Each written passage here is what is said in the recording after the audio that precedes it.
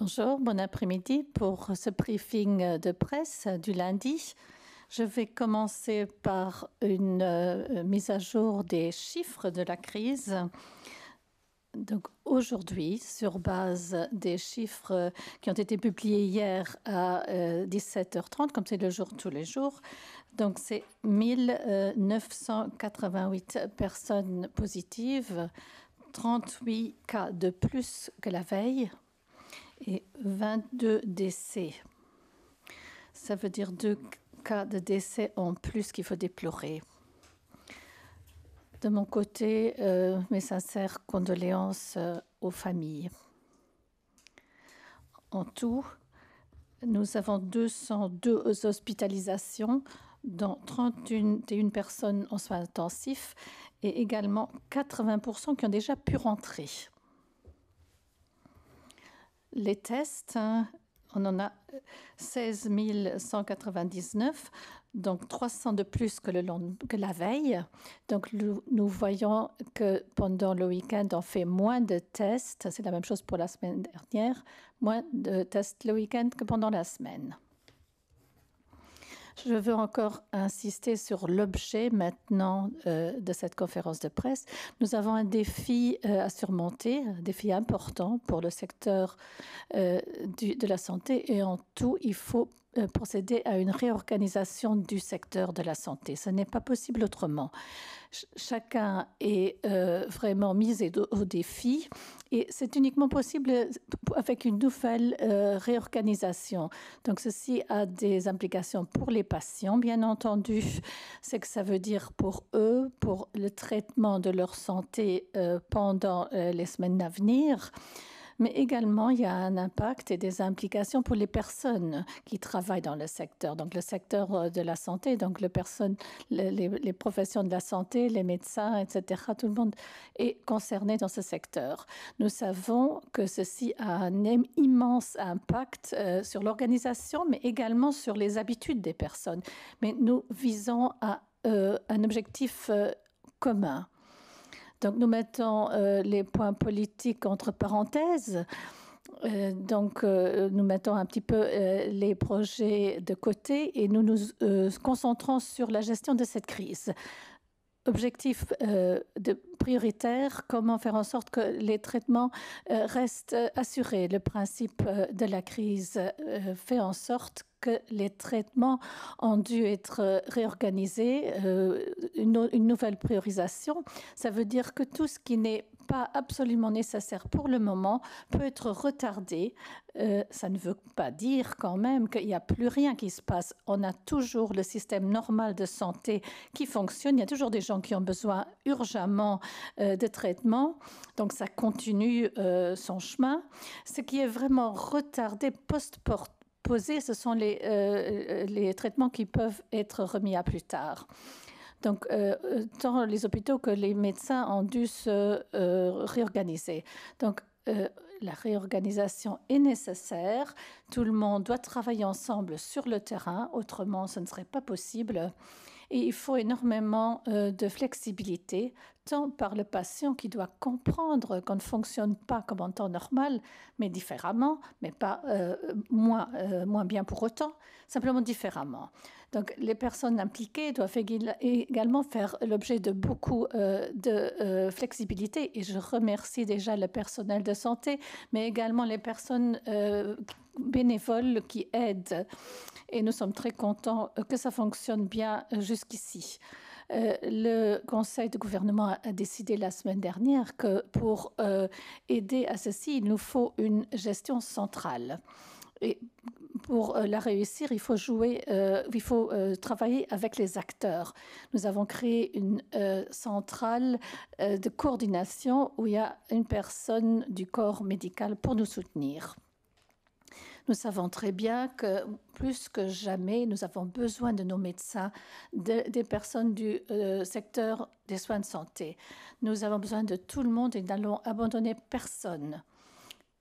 Donc, c'est pour ça que nous avons pris un certain nombre de mesures. Mais d'abord, pour l'organisation, qu'est-ce que ça veut dire pour le patient sur le terrain ? nous avons le principe de la téléconsultation. C'est le principe qui prime. Alors qu'en temps normal, on va plutôt voir le médecin dans son cabinet. C'est le contraire maintenant. Le chemin normal, c'est par téléphone, par téléconsultation. Donc, au moins appeler un médecin qui est de garde, et ceci pour recevoir une orientation. C'est une fonction filtre pour éviter que les personnes ne bougent de trop et aillent dans les cabinets, etc. Donc, il faut qu'ils contactent les professionnels par téléphone pour être orientés de manière pertinente. D'une part, ça peut être dans un centre de soins avancé. Donc, nous en avons 4 qui sont opérationnels depuis la semaine dernière, à Ettelbruck, à Luxespo, à Esch et à Grevenmacher. Mais ça peut être aussi le cas s'il y a une urgence, quand ça s'adresse tout de suite à un hôpital. Mais et de manière exceptionnelle, on peut se rendre chez son médecin. Une autre mesure, ce sera une mesure à domicile chez le patient. Ce sera encore renforcé comme mesure. Afin d'assurer ces prestations, nous fonctionnons avec un système de lignes de garde. Ça veut dire que nous avons établi des listes. C'est une organisation très complexe pour avoir des lignes de garde bien séparées en fonction de là où on utilise les professionnels. De la sorte, nous avons une ligne de garde qui sera réservée aux personnes qui veulent recevoir, donc répondre aux téléconsultations et aussi les autres gardes. Donc, et puis, nous avons une ligne différente dans les centres de soins avancés et qui font aussi dans ce contexte des visites à domicile. Et puis la troisième ligne que nous gérons de manière séparée, ce sont les médecins qui gèrent la garde pour les structures qui sont vraiment sur lesquelles on met l'accent. Donc ce sont les maisons de retraite et les maisons de soins. Donc il faut une garde 24 heures sur 24, 7 jours sur 7, avec une personne bien particulière réservée à cette ligne de garde. En plus, nous avons des lignes de réserve pour nos spécialistes, parce que je vous l'ai dit auparavant, le quotidien ne s'arrête pas. Il y a toujours besoin d'un spécialiste, donc il faut également organiser des lignes de garde pour les différentes spécialités.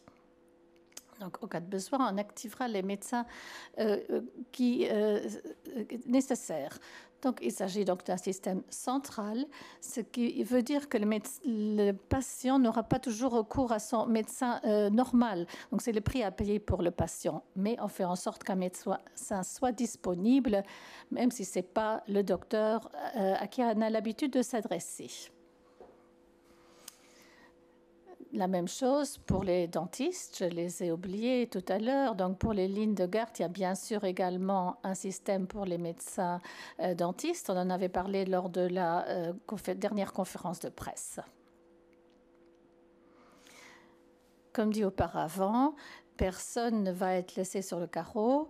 Nous savons qu'il y a une restructuration, on met l'accent sur différentes choses. Donc, il y a des personnes qui sont utilisées davantage en fonction de leur spécialité.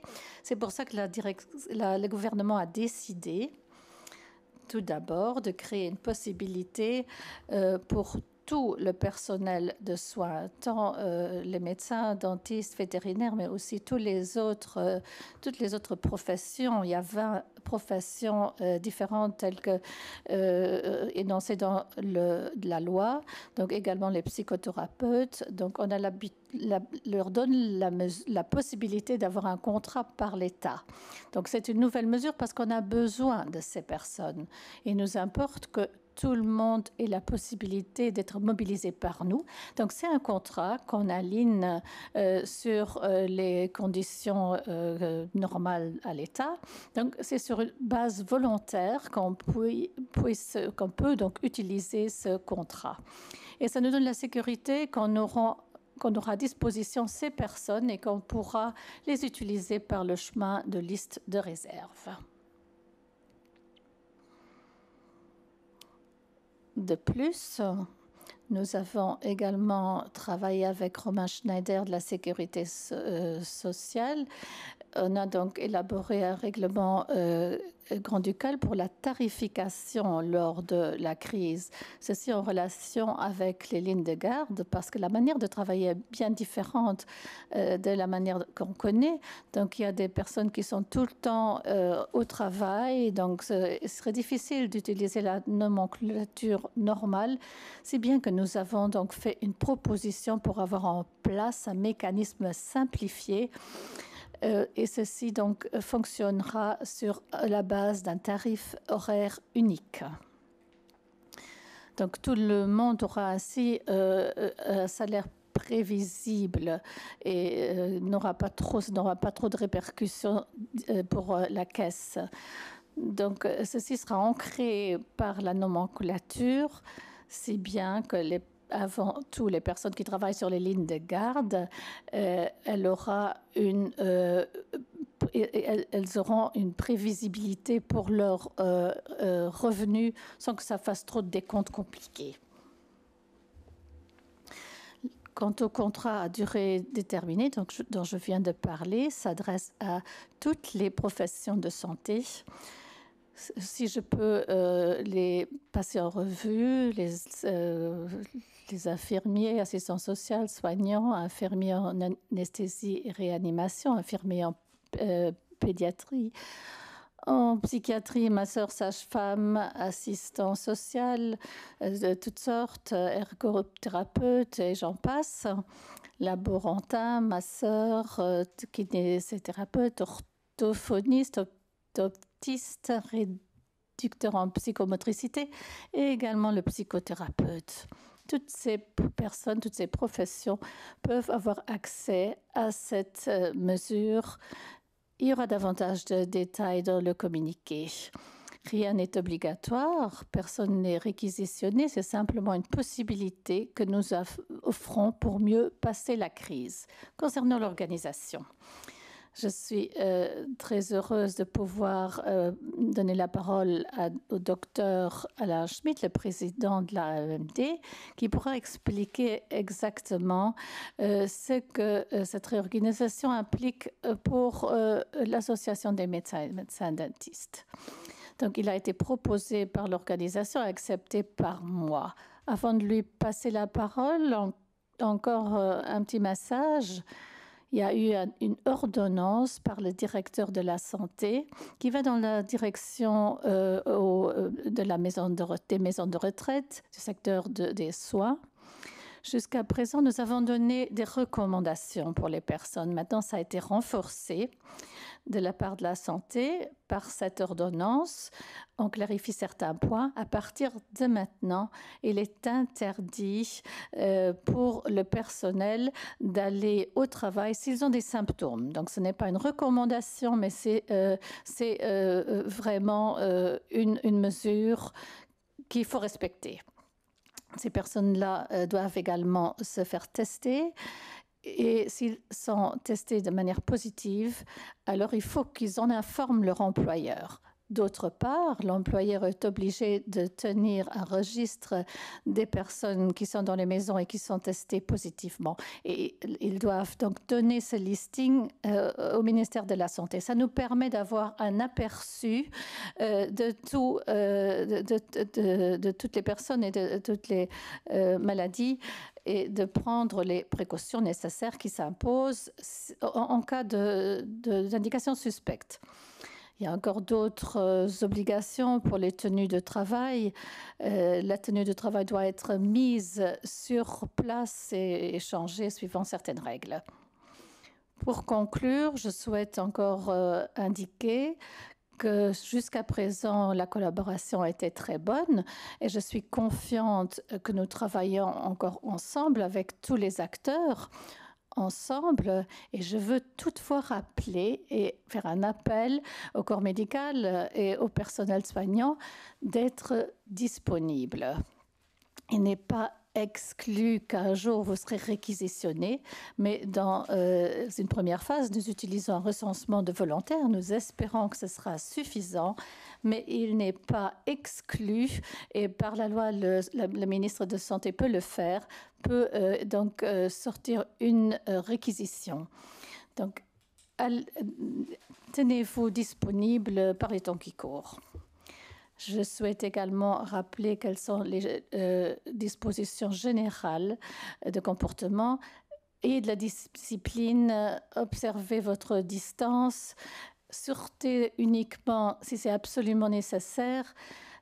Chaque fois que vous voulez sortir, posez-vous la question, est-ce vraiment nécessaire? Est-ce que je ne peux pas le laisser? Est-ce que je dois absolument le faire? Donc, il est extrêmement important que nous nous serrions les coudes et qu'on applique cette discipline tant que nécessaire. Alors vraiment, en tout dernier lieu, maintenant, avant de passer la parole au Dr Schmidt, merci encore à tous les volontaires qui participent, aussi toutes les personnes qui travaillent dans l'administration. C'est remarquable. Merci à toutes ces personnes qui, dès le départ, ont offert leur aide de manière spontanée et volontaire. Sans eux, ce ne serait pas possible. Merci encore. Et j'attendrai les questions tout à l'heure. Bonjour. Un certain nombre de choses que je vais répéter. Madame la ministre l'a déjà dit. Et s'il y a des redites, ça veut dire qu'on a une vue commune de cette problématique complexe et que nous nous serrons les coudes. L'organisation des médecins et médecins dentistes dans le cadre de cette pandémie doit être ajustée pour réagir le mieux possible aux patients. Donc, c'était le souhait du corps médical et médico-dentaire. C'était donc soutenu par la Madame la ministre. Dès le départ, on était bien conscient que c'est une crise sanitaire et que la médecine normale est un peu mise de côté. Le confinement social signifie aussi que la médecine normale est confinée. Ce qu'il nous faut maintenant, c'est une sorte de médecine de crise. Tout d'abord, sur le plan de la prévention. Maintenez la distanciation sociale, une hygiène conséquente, une protection efficace par des vêtements de protection et des masques. Pour prévenir le Covid, c'est important, donc c'est aussi important que de traiter les patients. Mais il reste quand même les urgences en médecine normale. Et ici, il est impératif de procéder à une réorganisation complète par rapport à la manière normale de procéder. On a déjà parlé des centres de soins avancés qui ont vite été mis sur pied et qui fonctionnent. Les urgences de la médecine dentaire ont été implémentées rapidement. Donc, nous avons le numéro 8002 80 80. Donc, c'est le numéro pour arriver aux personnes qui organisent les soins. Les médecins et les cabinets médicaux, mais aussi les maisons de retraite, doivent être organisés de manière à séparer les patients malades des personnes affectées, donc des personnes en bonne santé, pardon. Il faut savoir que les patients du Covid ont besoin d'un traitement intensif. Donc, il faut davantage de soignants, davantage de médecins qui s'en occupent. Malgré cela, tous les autres patients doivent être bien soignés de leurs médecins de famille, des spécialistes et des dentistes. Pour organiser cette nouvelle structure de manière efficace et structure que possible dans cette crise difficile, nous avons travaillé ensemble avec Madame la ministre pour établir un concept. Nous savons qu'une coordination nationale du corps médical et médico-dentaire est absolument nécessaire pour reconnaître les besoins immédiatement et pour utiliser les médecins qui sont disponibles, donc les reprendre de la réserve nationale pour les mettre au travail. Donc les médecins qu'il faut sortir de leur travail normal afin de lutter contre la pandémie peuvent désormais le faire au moyen d'une organisation qui est très adaptable et par laquelle on tient compte de leurs responsabilités. les cliniques, les maisons de retraite ont la possibilité de s'organiser différemment ensemble avec le coordinateur national. Et ils peuvent demander davantage de capacité en matière de médecins. Donc voilà les instruments. Nous avons un coordinateur qui reporte directement à Madame la ministre et qui travaille de manière très étroite avec les coordinateurs des hôpitaux, des soins primaires et des maisons de soins. En tant que corps médical, nous sommes convaincus que cette nouvelle manière de travailler, cette étroite coopération avec le ministère de Santé, nous offre toutes les possibilités dans cette situation de crise de bien traiter les patients et de faire en sorte qu'ils sortent de la crise en bonne santé. Un médecin important, les personnes qui ont un problème de santé mais qui n'est pas lié au virus, les personnes qui ne sentent pas bien, doivent absolument contacter leur médecin ou l'urgence, soit par téléphone ou alors, si nécessaire, directement par l'urgence ou par le centre de soins avancés. Il n'y a aucune raison de peur du virus de ne pas consulter le médecin. On a mis des mesures de précaution en place et il ne se peut pas qu'un patient saute une consultation importante de peur et qu'il en ait des suites sur la santé. En tant que corps médical, nous reprenons la responsabilité et nous sommes formés pour ce faire et nous nous organisons et nous nous restructurons du mieux possible afin de traiter nos patients. Nous gardons la tête claire et le cœur, avec tout notre cœur, nous nous y attelons. Merci. Quelques questions. Maintenant, je vais les lister de manière chronologique. Première question du Paper Jam. En partie, vous avez déjà répondu à cette question, Madame Leenert, mais ils insistent. Des mesures en faveur des professionnels de santé indépendants, kinésithérapeutes, orthophonistes, etc., tenus de rester ouverts, mais dont l'activité a chuté depuis les mesures de restriction des déplacements. Suivi d'une question. Qu'en est-il des cabinets qui ont dû fermer en raison de sécurité? Est-ce qu'on les soutient et de quelle manière? Je souhaite préciser encore ce point. Nous avons discuté de ce volet dans le gouvernement, comment aider ces indépendants. Et sur base du constat qu'on aura besoin de ces personnes et on aura besoin de pouvoir compter sur eux. C'est pour ça que nous avons pris cette option de faire tomber tous ces métiers sous la loi sur la santé et de donner également aux ergothérapeutes, aux thérapeutes, la possibilité de travailler pour l'État avec un contrat spécial. Donc, c'est également une possibilité de répondre à l'aspect économique de ces personnes-là, en dehors de la nécessité qu'on a, nous, de pouvoir compter sur ces personnes et les utiliser là où ils sont nécessaires. Deuxième question du Paper Jam. Bénéficie de nuitées à l'hôtel au Luxembourg. Combien de personnes cela représente-t-il en tout avec leur famille? Je n'ai pas les chiffres en tête. Je pense que j'ai vu un chiffre de 330 personnes, peut-être accompagné d'une vingtaine de membres de la famille. Question de passe-parole à... Proposer spontanément pour faire le test de sang afin de détecter les personnes immunes. Non, ce n'est pas possible de cette manière. C'est un projet que j'ai annoncé. Je pense que mercredi ou jeudi, j'aurai une conférence de presse à ce sujet avec le directeur de la santé. C'est un projet qui va fonctionner sur un échantillage, et un échantillon qui sera donc établi sur une base scientifique.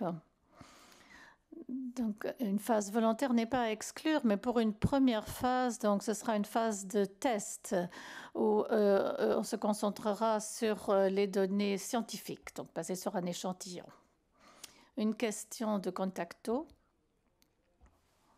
Disponible, est-il possible de dire quel est le taux de létalité du COVID-19 au Luxembourg?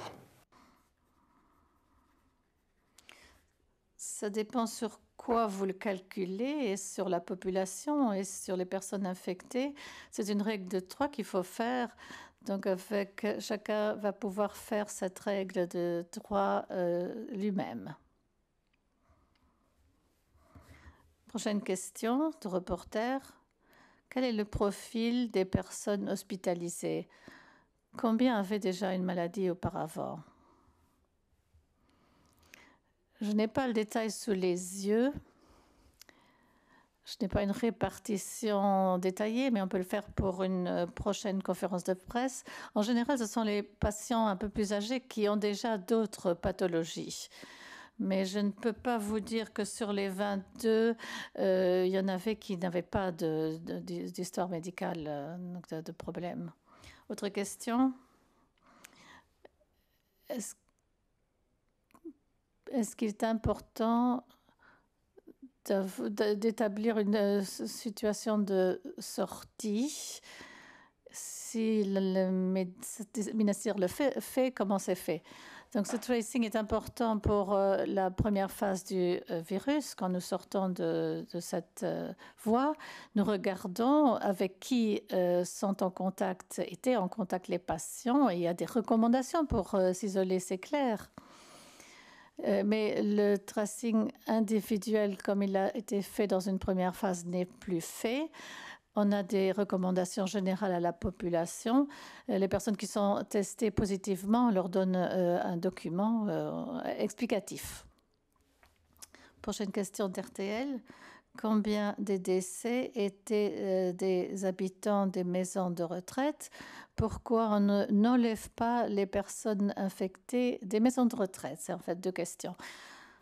Donc, il y a 11 décès à l'hôpital, 10 décès dans des maisons de retraite de soins et une personne à domicile. Pourquoi ces personnes ne sont pas sorties des maisons? Il y a des consignes claires en place dans ces maisons.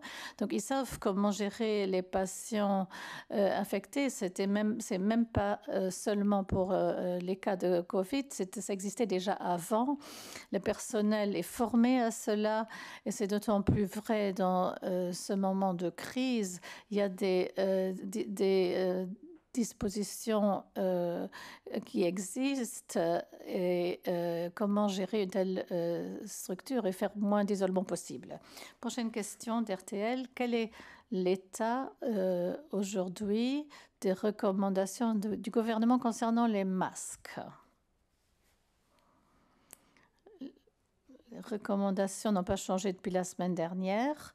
Nous sommes toujours au même stade. Nous n'avons pas suffisamment de masques pour couvrir toute la population, si bien que notre recommandation est ciblée. Donc, tout d'abord, les personnes dans le secteur de la santé et des soins. Donc, les personnes qui ont des symptômes elles-mêmes doivent porter le masque pour protéger les autres. Donc là, il y a un contact renforcé avec des patients, des personnes vulnérables. Le masque est évidemment très recommandé. Mais nous ne sommes pas au point où nous disons qu'en général, tout le monde doit en porter. Prochaine question du journal. Est-ce que les règles plus sévères pour le secteur médical comptent aussi à la maison? Oui. Est-ce que les personnes qui sont équipées, est-ce qu'ils le font? Est-ce qu'ils sont équipés du matériel nécessaire? Je dois partir du principe que oui, il y a beaucoup de matériel qui est sorti la semaine dernière.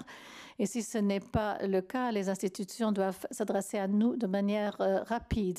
Mais la semaine dernière, on a distribué largement du matériel. Question de 100,7. Quand est-ce que les nouveaux tests vont venir pour recenser l'immunité des masses et comment ça va se passer? Je vous donnerai davantage d'informations à ce sujet mercredi, au milieu de la semaine. mercredi, jeudi, lors de la prochaine conférence de presse. Donc, question au docteur Alain Schmitt. Suivant ces informations, nos informations, cette nouvelle plateforme pour les téléconsultations ne fonctionne pas très bien. Par exemple, si le docteur a du retard, il n'arrive pas à joindre le patient, quelques médecins estiment qu'ils ne sont pas bien informés. Quel est le feedback que vous avez reçu des médecins jusqu'à présent? Donc, c'est une nouvelle plateforme. Elle a été rapidement mise en place, très rapidement. Donc, il y a aussi des difficultés au départ, c'est sûr. Ça ne fonctionne pas encore à 100%. N'oublions pas que c'est une solution qui concerne à 100% chaque patient. Mais c'est une offre qui est intéressante, qu'on va encore élaborer et perfectionner. Prochaine question du quotidien. Quel est le danger que les personnes du secteur de la santé soient réquisitionnées par la France ou peut-être pour l'Allemagne? Je ne sais pas vraiment si c'est un danger. On entend qu'il y a des préparatifs dans les différents pays dans ce sens, qui est quelque part normal. Si vous regardez la situation dans d'autres pays, je pense en France notamment, le secteur de la santé a beaucoup de défis et il se prépare à réquisitionner du personnel, ce qui est normal en temps de crise. Deuxième question du quotidien. Est-ce que toutes les urgences de toutes les cliniques, de tous les hôpitaux vont rester ouvertes ou non? Chaque hôpital a un service d'urgence. Il faudrait que je redemande pour les détails s'il y a des différenciations ou pas. En général, les hôpitaux se sont réorganisés pour le temps de crise pour faire en sorte qu'ils peuvent donc accueillir l'afflux des patients Covid et de l'autre côté de gérer les malades des maladies qui correspondent aux besoins de la population. Donc une question d'RTL 5. Confiné à l'étranger mais suivi au Luxembourg.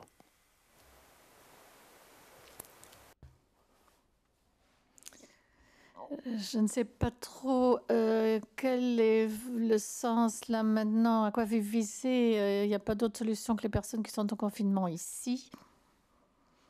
Une autre question de la radio, 100,7. Donc les CDD pour profession de santé, ça va durer combien de temps auprès de l'État? Pour 2 mois, pour le moment, ça va être prolongeable. Mais on va voir, donc c'est censé couvrir tout le temps de crise. Question du Luxembourg-Avort. Est-ce que les docteurs vont aussi pouvoir, les médecins vont aussi pouvoir avoir un tel CDD? S'ils le souhaitent, oui, volontiers. Question du Tagblatt. Est-ce qu'il y a des mesures pour les vêtements qui sont à disposition? Donc, j'ai déjà répondu à ça. Je pense aussi, dans les maisons de retraite, etc. J'ai déjà pensé, j'ai déjà répondu et je pense que les structures ont été équipées. Question du Paper Jam. Des soins, combien de médecins assurent ces gardes téléphoniques? Je ne puis vous donner le détail. On travaille, il y a des estimations qui sont faites basées sur les cas précédents. Donc, c'est calculé de sorte à ce que les besoins soient couverts toute la journée. Mais je n'ai pas le détail devant moi. Dernière question de la radio 100,7. Madame Leinert, vous venez de dire que dans les maisons de soins et de retraite, il y a 10 personnes qui sont décédées. Est-ce que ces maisons sont équipées pour intuber les patients et avoir des soins de santé intensifs ou est-ce que ces mesures ne sont pas prises? ils sont équipés pour faire des traitements, mais je suppose qu'il y a s'il y a des urgences, ils vont être mis en hôpital. Mais ça, on va peut-être demander au docteur Schmidt. C'est vraiment donc dans les maisons de soins, c'est pas des vrais hôpitaux. Il faut faire en sorte qu'il y a une bonne possibilité de soins dans les maisons de retraite et de soins, si bien qu'un transfert dans les hôpitaux n'est pas nécessaire. C'est une priorité. C'est pour ça qu'une partie du concept que nous avons élaboré, c'est pour avoir davantage de médecins de famille dans les maisons de soins. Je vous remercie.